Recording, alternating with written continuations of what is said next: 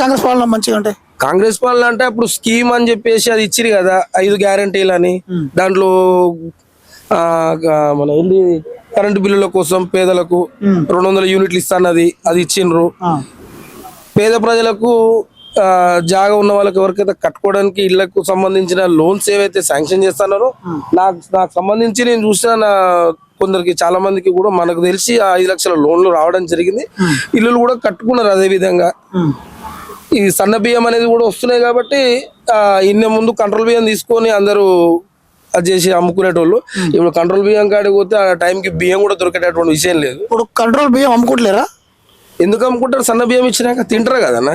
నేను కూడా తీసుకుంటా కంట్రోల్ బియ్యం, నాకు కూడా వస్తే తింటాం. నేను కూడా మనకు సెంట్రల్ నుంచి కానీ స్టేట్ నుంచి కానీ మనకు ఒక సన్న బియ్యం చేసారు కాబట్టి అక్కడ పైన ఉన్న నరేంద్ర మోడీ గారికి, ఇక్కడ సీఎం రేవంత్ రెడ్డి గారికి, భువనగిరిలో ఉన్న కుంభం అనిల్ అన్న గారికి అందరికి సంబంధించి సన్న బియ్యం ఎట్లయితే మనకు అందిస్తారో దాని ప్రకారంగా అందరు కూడా తింటున్నారు. మంచిగా జనాలకు ఒక హ్యాపీ అది.